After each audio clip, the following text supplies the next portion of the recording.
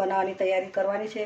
તો આજે સુવાનું મળવાનું નથી મને, તો આજે મહેમાન જરા વધારે આવશે એટલે સાંજે થોડું જમવાનું વધારે બનાવવાનું છે.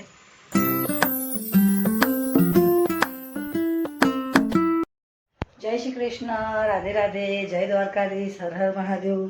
મિત્રો, સ્વાગત છે તમારું મારા આજના નવા બ્લોગમાં. મિત્રો, સવારના 9:23 થઈ છે. તમે બધાની ગુડ મોર્નિંગ ને કેમ છો? તમે બધા મજામાં? મિત્રો, બધા મજામાં જ રહો, દ્વારકાધીશ બધાની સાથે સારા રાખે. તો મિત્રો, આજે તો આમ તો 10મું, આમ તો નોરતું પતી ગયું, કાલે 9 નોરતા, પણ અહીં પધારણ નોરતું છે એટલે આજે 10મું નોરતું ને કાલે છે દશેરો.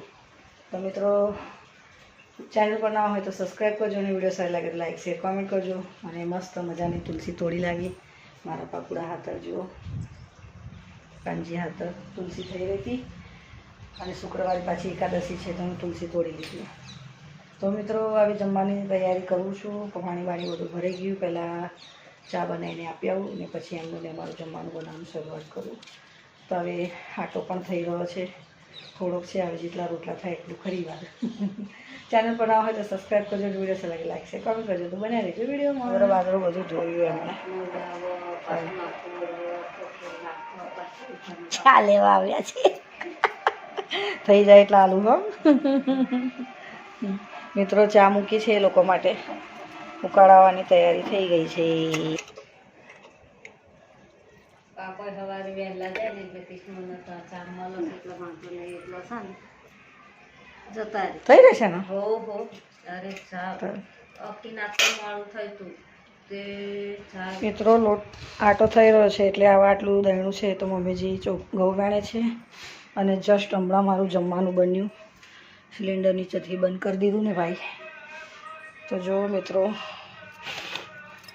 અલગ અલગ રોટલા, 2 તપેલી શાક ને ખીચડી. આ ખીચડી, શાક અને રોટલા એમને આપવાનું છે અને શાક ને રોટલા અમારી માટે. તો મિત્રો, હમણાં જસ્ટ મારો પાર આવ્યો. હમણાં બધું જમવાનું મારું બન્યું. વાસણ પણ ઘસી નાખ્યા બધા. જો ઘરમાં એકદમ ચોખ્ખું કરી દીધું વાસણ ઘસીને. તો હવે આ જમવાનું બધું એમને આપી આવું અને પછી અમે લોકો જમીશું. જો આ કુકર ભરીને ખીચડી, 2 તપેલી શાક ને રોટલા. હવે આટલું જમવાનું મોકલાવાનું છે આ લોકો માટે અને અમારી માટે.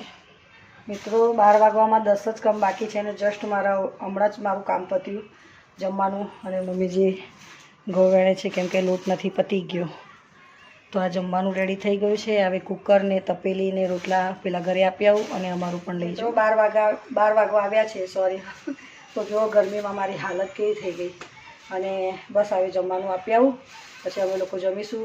અને આ 3 વાગ્યાનું ઉઠીને બનાવવાની તૈયારી કરવાની છે. તો આજે સુવાનું મળવાનું નથી મને, તો આજે મહેમાન જરા વધારે આવશે એટલે સાંજે થોડું જમવાનું વધારે. ચાલો મિત્રો, વિડીયોને કરું છું અહીંયા એન્ડ. ચેનલ પર ના હોય તો સબસ્ક્રાઈબ કરજો અને વિડીયો સારી લાગે તો લાઈક શેર કોમેન્ટ કરજો. તો મળે નવા બ્લોગમાં. જય શ્રી કૃષ્ણ, રાધે રાધે, જય દ્વારકાધીશ, હર હર મહાદેવ. બાય.